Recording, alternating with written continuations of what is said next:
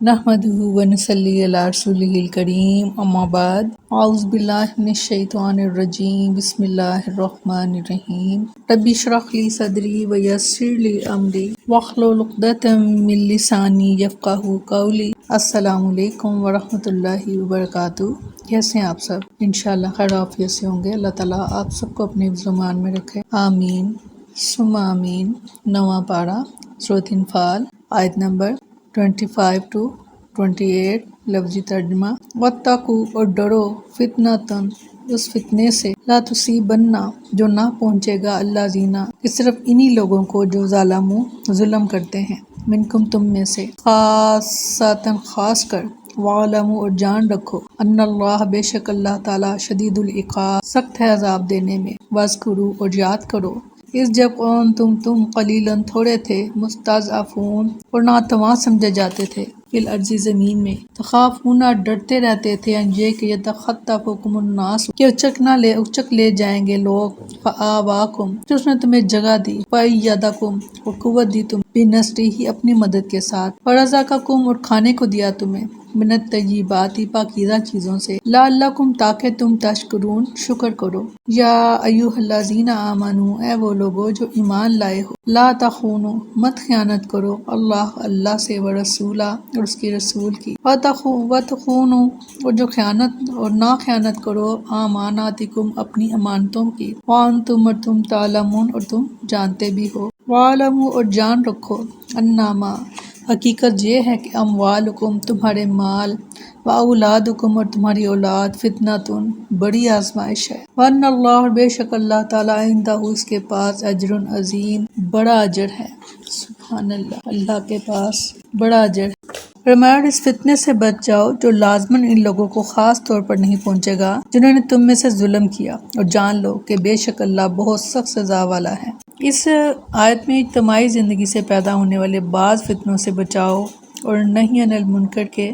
فریضے کی اہمیت بیان کی گئی ہے۔ فرض کیجئے کہ کسی معاشرے میں اللہ کے رسول کی نافرمانی یا کوئی برائی پیدا ہوتی ہے اور لوگ اس کا بروقت نوٹس نہیں لیتے،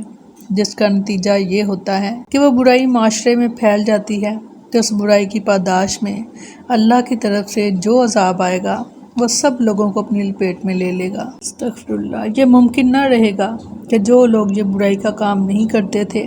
وہ بچ جائیں، کیونکہ ان کا جرم یہ ہوتا ہے کہ جب وہ برائی پیدا ہوئی یا بڑھنے لگی تو اس وقت انہوں نے اسے روکنے میں غفلت کیوں کی تھی؟ اگر وہ روکتے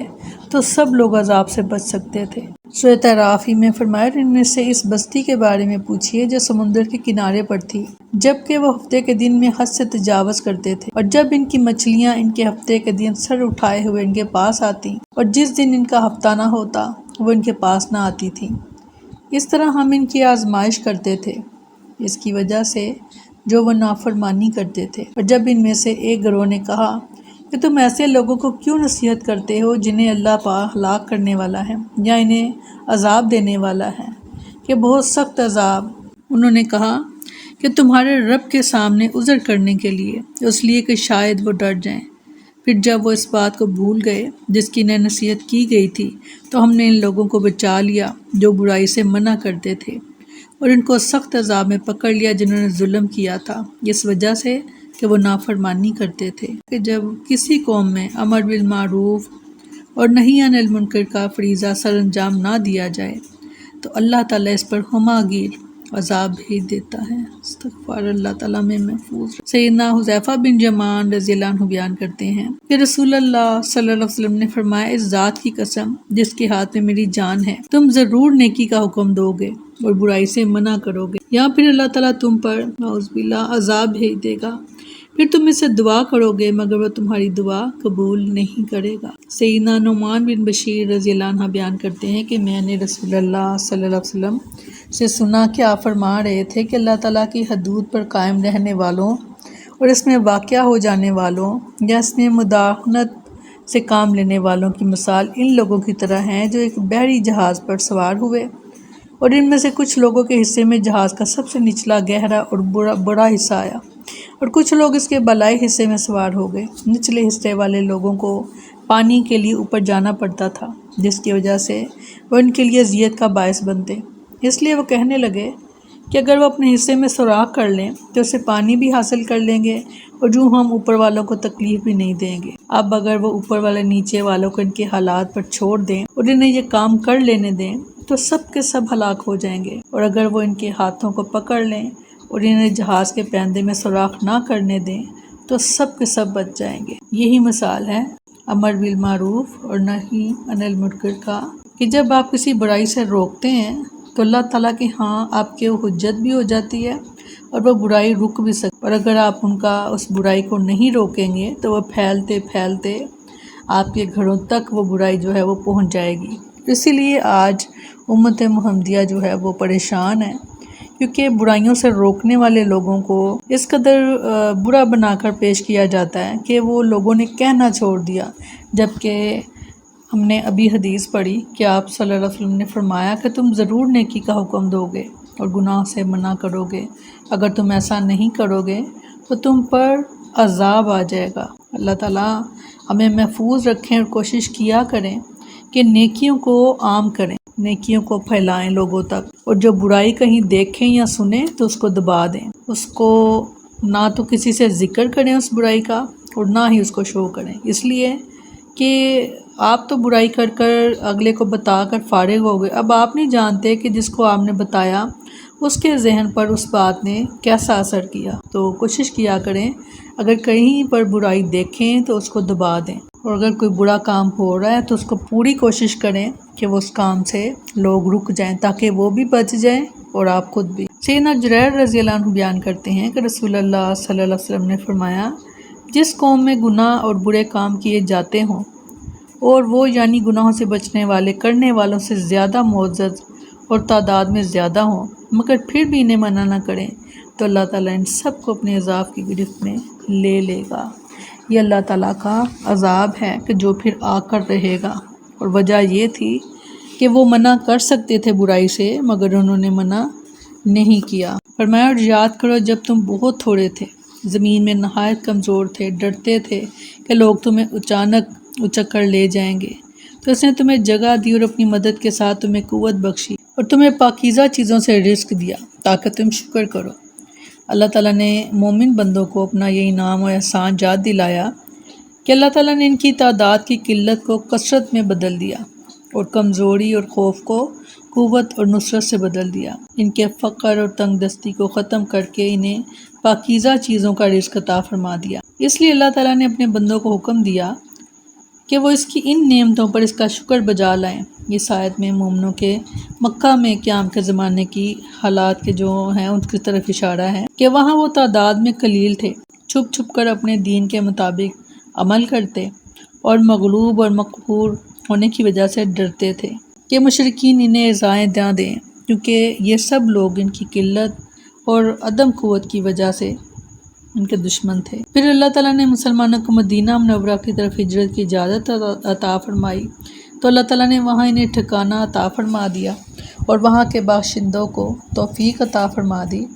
کہ انہوں نے مسلمانوں کو جگہ دی اور نیز بدر کے دن اور دوسرے موقعوں پر ان کی مدد بھی کی، ان کے لیے مالی احصار بھی کیا اور اللہ اور اس کے رسول صلی اللہ علیہ وسلم کی اطاعت میں اپنی جانیں بھی کھپا دی۔ مستضعفون فی الارض، اس میں مکی زندگی میں مسلمانوں کی قلت۔ ابھی تم اپنے گھر چلے جاؤ اور جب تم سنو کہ میں غالب آ گیا ہوں تو میرے پاس آ جانا۔ فرمایا، اے لوگو جو ایمان لائے ہو،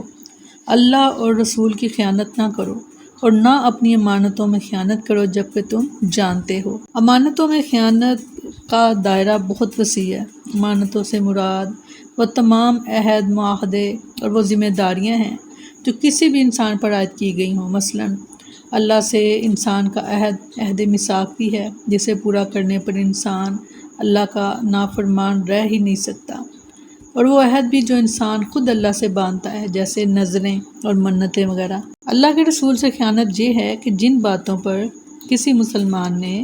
آپ صلی اللہ علیہ وسلم سے بیعت کی ہے وہ ان میں فرار کی راہیں سوچنے لگے، اور لوگوں سے معاہدے دین کے بھی ہو سکتے ہیں، صلح اور جنگ کے سمجھوتے بھی، نکاح کے بھی۔